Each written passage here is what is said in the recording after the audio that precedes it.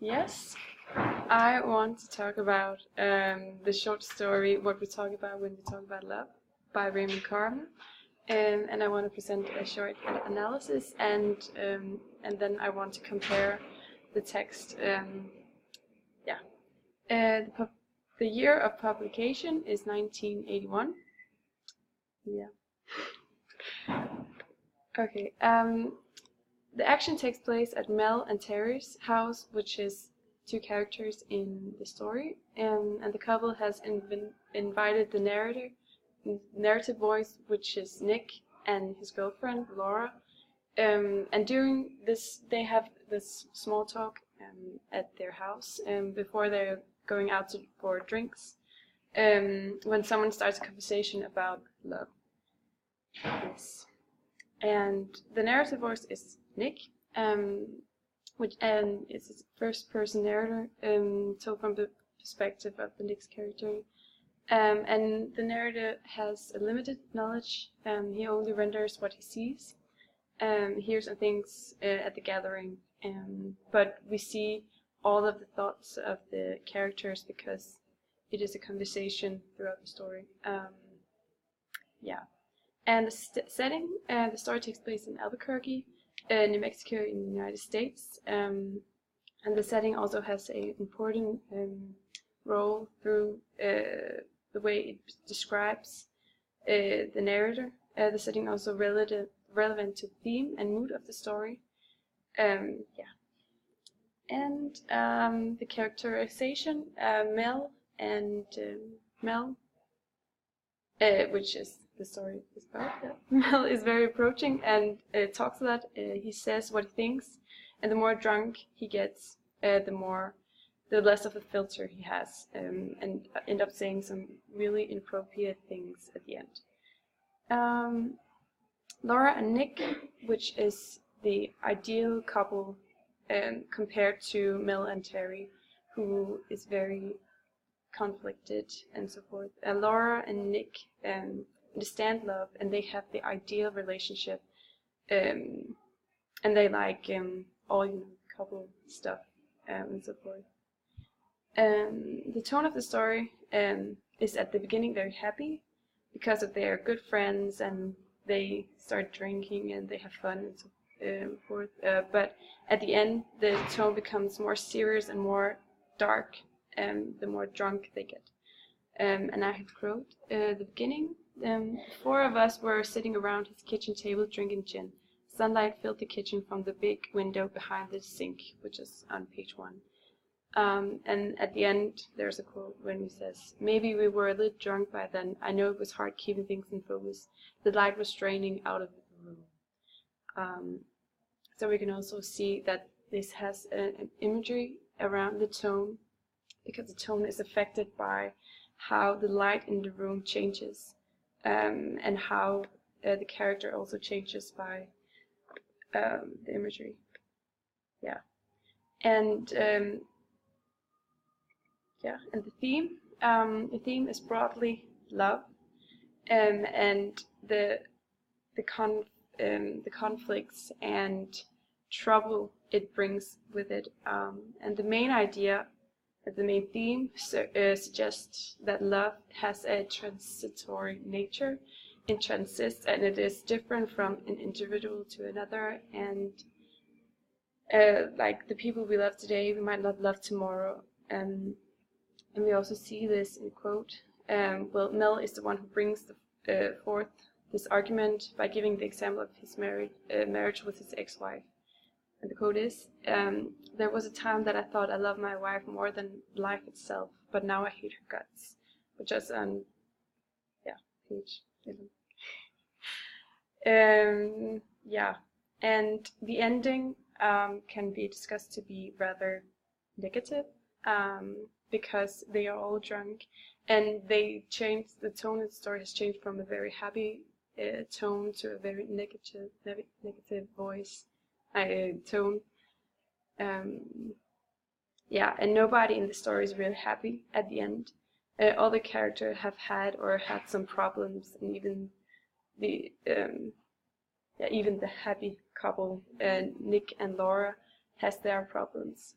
So we see that this love theme ends in trouble, and you can compare the short story to the text White Elephants by Hoover, which is, we see in this text that the couple always has something unsaid. They don't tell each other everything, which is different from this story where everything is told as soon as they get drunk. But we see that there are so many things left unsaid beneath the surface. And you can also compare it to Shakespeare's kind of love, because it is never the cliched love he talks about, and it is not either in this story as well. Yeah, I think you maybe forgot to talk about Terry because the time is not up yet. Okay. Maybe you can tell something about Terry. Yeah. Terry is Mel's girlfriend, wife, fiance. Yeah. And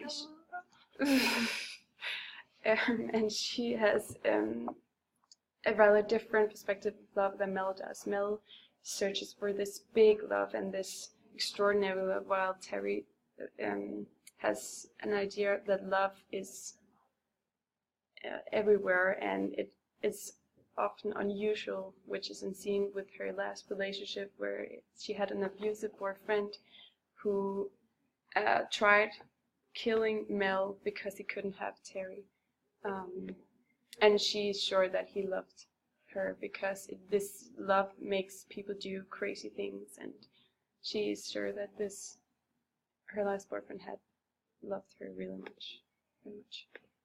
So, what types of love do we see? We have this one couple who is very happy, and then in contrast to this, maybe violent past. Yeah, so we see the cliched love and also physical love, which is especially seen between Laura and Nick. And I have a quote. Mm-hmm. I touched the back of Laura's hand. She gave me a quick smile. I picked up Laura's hand. It was warm, the nails polished, perfectly manicured. I encircled the broad wrist with my fingers, and I held her.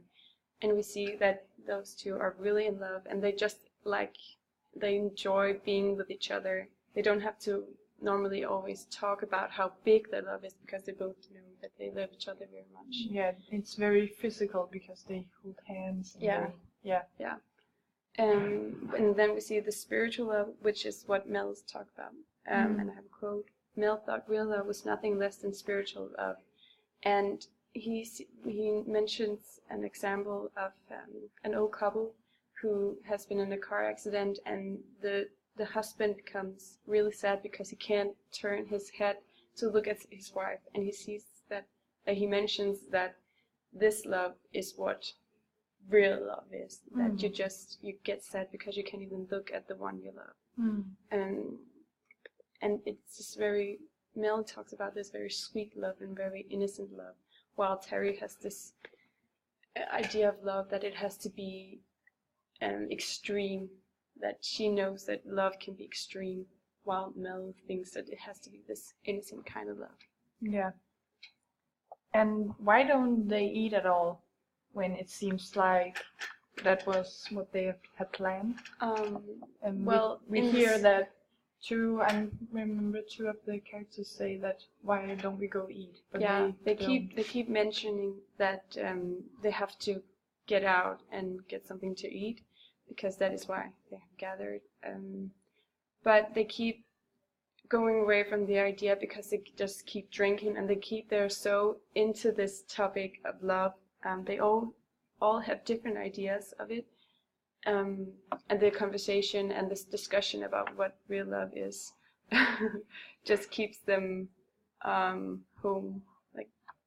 But it's also like an idea of this minimalistic writing from Carver, that we don't really see what they're doing.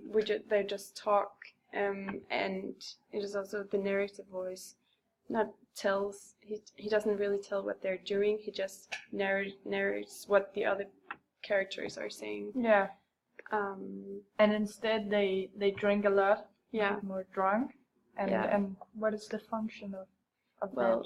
The function of their drinking is that they get more drunk, obviously, but it also affects the way that they address each other and talks to each other, because at the start, at the beginning, they have this really down to earth conversation, which changes through the evening, and they also the topic becomes more extreme. They talk about this relationship between Terry and her former boyfriend, who was abusive and tried to kill, and they talk about these big extreme love affairs and love ideas of love, and we also see that the more throughout the story the topic becomes more intense. Maybe. Intense. Yeah.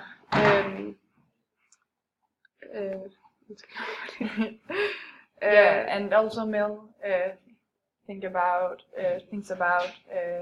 picking up his kids. Yeah.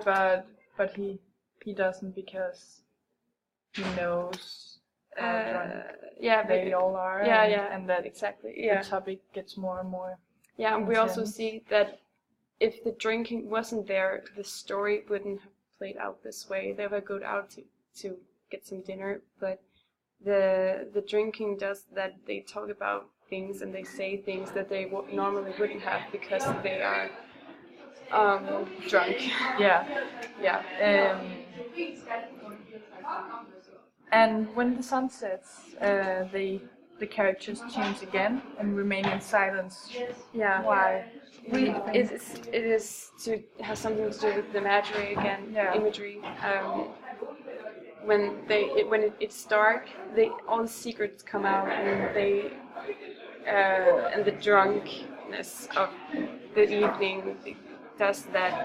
The topic changes, and suddenly when the sun comes up, they suddenly become all quiet, because then the sun is out and the truth suddenly becomes real to them. All these different topics they've talked about suddenly becomes real, and they sit there and they just become completely silent. Yeah. And to other people, they need to seem happy and we're the happy couple, and nothing is wrong with our relationship. But, because on the outside they seem perfect. The two couples seems very perfect, but in the night and in this dark atmosphere, they are not as perfect as it seems. Yeah, exactly. Yeah. Do you have anything else to add? Well, I think it can be argued that the love they talk about is not always perfect, and that is, the beauty of it, or what can you say? Because it is worth mentioning that the love is not always this cliche love, and that love often really brings this trouble with it. Yeah. That's a good observation. Thank you. Thank you, Sarah. Yeah, thank you.